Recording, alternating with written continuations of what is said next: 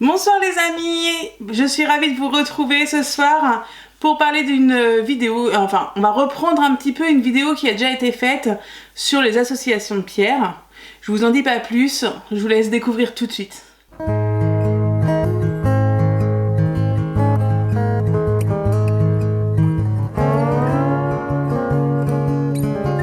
Et voilà, donc du coup nous allons parler des pourquoi choisir une pierre, comment faire quand on va voir par exemple un thérapeute, peu importe, comment choisir la pierre. Tout d'abord, on va voir qu'il y a plusieurs méthodes. Certains vont faire à l'instinct.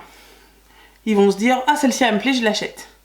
Ok, pas de souci, mais alors, il y a un petit truc qui me chagrine là-dedans, c'est on va choisir une pierre, mais est-ce qu'on en a réellement besoin ? Est-ce qu'on connaît cette pierre-là suffisamment bien pour se dire je vais la porter en bijoux, peu importe, en pierre roulée dans les poches, dans le sac, il n'y a pas d'importance. Mais est-ce que du coup j'en ai vraiment besoin ? Je la trouve jolie, il n'y a pas de souci, mais bon, si par exemple moi j'en trouve des milliers jolies, si je devais prendre dans mon sac les milliers de pierres que je trouve jolies, on s'en sortirait pas. Donc il faut vraiment voir le commencement du pourquoi. C'est-à-dire que si... Alors aujourd'hui, on est en été, je sais pas si vous regardez cette vidéo en hiver ou en été, mais nous sommes en été, donc les marchés nocturnes pullulent sur le bord des plages pour notre plus grand plaisir des yeux, ou pas. Il y a beaucoup de faux malheureusement sur les marchés nocturnes et des personnes qui ne s'y connaissent absolument pas. J'en discutais encore il y a pas très longtemps avec une personne d'ailleurs sur un commentaire YouTube qui me disait qu'elle était en vacances et elle voyait effectivement beaucoup de faux sur les stands de ces marchés nocturnes là. Et c'est pas étonnant parce que quand on y réfléchit, il y a peu de chances que si vous en achetez une fausse, c'est que vous vous renseignez quand vous revenez et qu'on vous dit ah bah elle est fausse. Bah vous n'allez pas retourner le voir, la personne qui vous l'a vendue, en disant bah vous proposez des fausses pierres quand même hein. Et du coup ils s'en fichent en fait, il faut être clair. Le mot exact c'est ils en ont rien à faire. Ils le proposent parce que ils savent qu'il y a beaucoup de personnes qui s'y intéressent de plus en plus et donc ils savent qu'ils auront des acheteurs quoi qu'il arrive, dont des personnes qui ne s'y connaissent pas hein. De toute façon ça c'est à chaque fois hein. On s'y connaît pas, on se fait avoir une fois en général, après on se renseigne un peu mieux et là on peut dire attention cette citrine là a des rainures blanches à l'intérieur, pas mal, et du coup je pense qu'elle est fausse et vous auriez raison. Donc les pierres, on les choisit pas au hasard, c'est comme les créateurs qui font des bracelets et qui vantent une vertu parce que du coup c'est un thème. Alors oui il peut y avoir un thème, mais est-ce que vous avez besoin de ce thème là ? Si on prend par exemple une question que j'ai souvent, surtout avant l'été, je voudrais maigrir, qu'est-ce qu'il me faut ? Et là sur les réseaux sociaux on voit tout le temps la même chose. Et on balance la patite avec la holite, avec le jaspe rouge. Et à chaque fois, c'est pareil. Mais il n'y a personne qui demande pourquoi la personne veut perdre du poids, pourquoi elle a pris ce poids-là.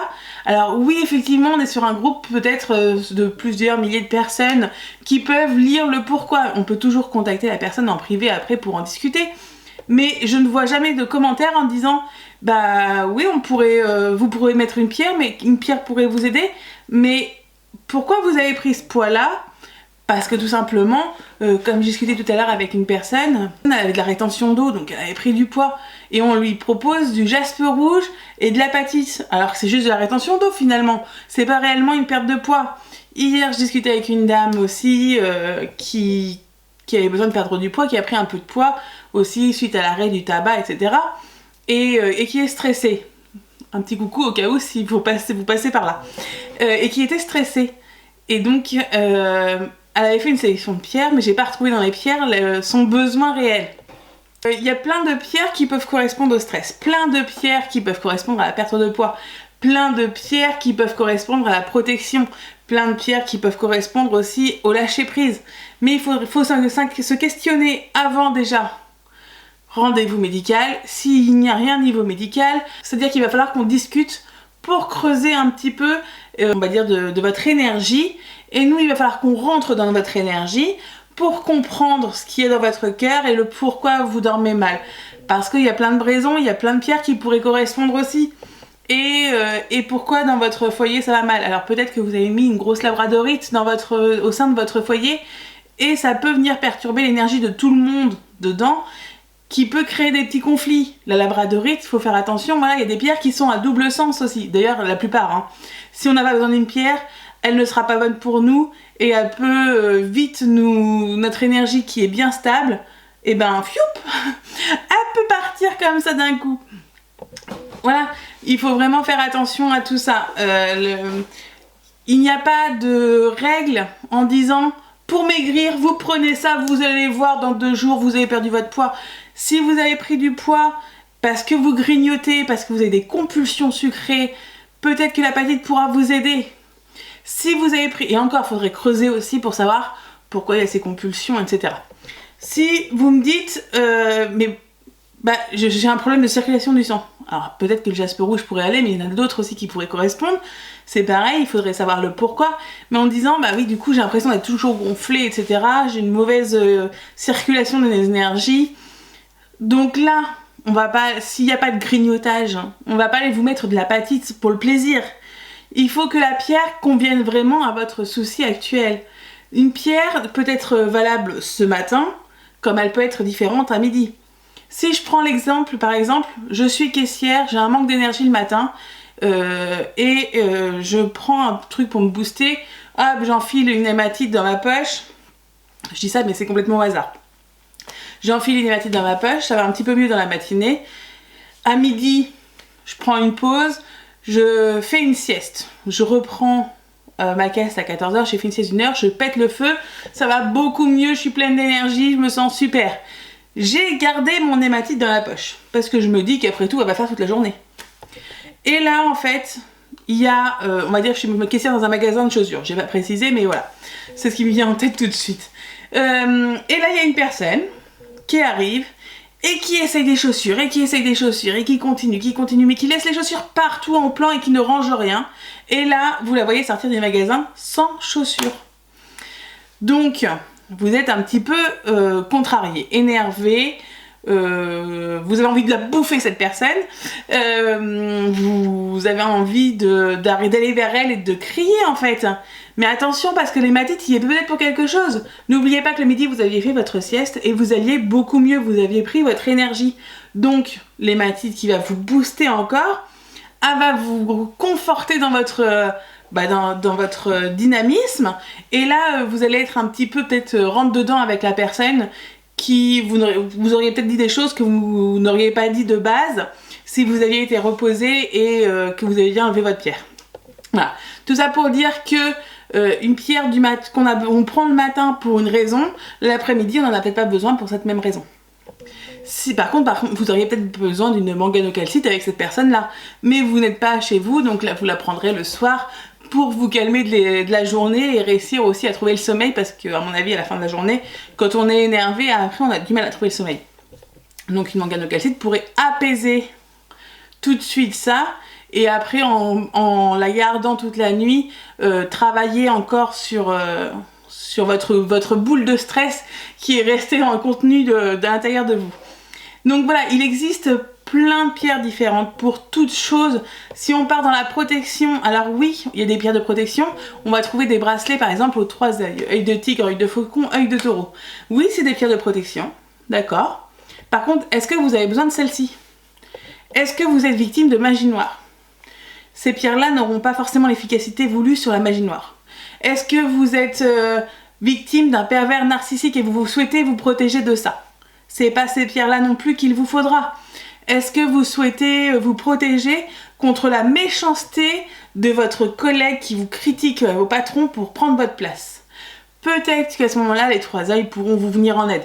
Et je dis bien peut-être, parce que ça va dépendre aussi de ce qui se passe, il y a de la jalousie, etc. Peut-être que vous, inconsciemment, si vous l'aimez pas, vous allez peut-être aussi un petit peu la chercher. Et du coup, il y a un petit truc, un petit jeu maléfique entre vous. Enfin voilà, et du coup, il y a une autre pierre pour ça. Donc vous voyez, il y a vraiment beaucoup de pierres pour tout. On ne peut pas se dire, on va sur un marché. D'abord, si vous allez sur un marché, la personne, vous allez vous rendre compte assez rapidement si finalement c'est assez connaît ou pas. Vous dites, j'ai mal au ventre, j'ai du mal à digérer, qu'est-ce que vous me conseillez? Il y en a qui vont prendre un livre de litho, ils vont l'ouvrir. Mal de ventre, ça. Ok. Ils vont vous dire, Allez, tenez, prenez une calcite jaune, ça ira mieux demain. Non, on ne fait pas ça. Il y en a même qui vous diront, regardez celle qui vous attire, prenez celle qui vous attire. Alors là, du coup, vous allez prendre par exemple, ah, celle-là, la métisse, elle est très jolie. Alors oui, par contre, du coup, votre problème d'estomac, il sera pas réglé, quoi. À moins qu'il y ait un gros problème de stress derrière, etc. Ça va pas beaucoup vous aider. Si vous avez des remontées acides, par exemple, et que ça vous brûle l'estomac, ça va pas être la bonne pierre non plus. Donc, discuter avec les vendeurs, c'est super intéressant souvent. Et voyez s'ils s'y connaissent, s'ils peuvent vous conseiller, s'ils peuvent vous orienter. Et attention, parce que du coup, j'ai une personne, par exemple, qui a été voir un magnétiseur qui me contacte en me disant, bah, il me faudrait une fluorite. Oui. Et donc, il vous fallait une fluorite, pourquoi ? Parce que mon magnétiseur m'a dit qu'il fallait une fluorite. D'accord ? Est-ce que votre magnétiseur vous a dit pourquoi il vous fallait une fluorite ? Non, mais je suis stressée. Alors, fluorite, stress, alors pas à ma connaissance, alors après je connais pas tout, hein, j'ai pas la science infuse, hein. Pas à ma connaissance comme ça par rapport au stress que vous avez l'air d'être assez intense, ça a l'air d'être assez intense en plus. Est-ce qu'il vous en a dit plus ? Bah non, il m'a juste dit qu'il fallait une fluorite. Ok, donc vous recontactez votre magnétiseur en fait, et puis vous me recontactez après pour voir pourquoi il vous a prescrit, il vous a conseillé une fluorite en fait.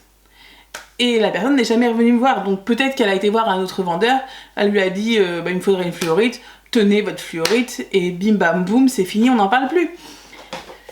Mais je ne suis pas comme ça, je ne réagis pas comme ça, je préfère qu'on discute pour vraiment trouver la bonne pierre, auquel cas vous serez satisfaite en plus, il y aura une satisfaction, moi je serai satisfaite parce que je vous aurai aidé, et vous serez satisfaite parce que du coup ça vous aura aidé. Et c'est là où il y a toute la différence entre des vendeurs qui vendent des minéraux pour dire qu'ils n'en ont rien à foutre et qui s'enrichissent, parce qu'il faut le dire, c'est comme ça, et les autres qui sont, c'est leur passion, ils se sont informés. Moi, je me suis formée énormément, donc c'est vrai que ça a un coût, hein. J'en parlerai dans une autre vidéo, je pense, des formations, peut-être dans celle de demain. Donc je me suis formée, j'ai fait des formations, j'en ai suivi plusieurs, j'ai plusieurs années de formation, donc dont certaines avec des exercices, etc. qui ont été corrigés, la bonne pierre au bon endroit, etc. Enfin, voilà, il y a des personnes qui cherchent à apprendre encore plus davantage, qui veulent toujours, qui aiment avoir des retours aussi, parce que du coup c'est toujours très intéressant d'avoir des retours. Et ceux, bah ils s'en foutent de toute façon, allons-y. Vous avez besoin d'une fluorite ? Bah tenez, je vous vends celle-ci, elle est à 45 €, vous allez voir, c'est du tonnerre, elle est magnifique, elle est bonne, elle est... Pouf, allons-y. Et vous allez la prendre en disant, mon magnétiseur me l'a dit.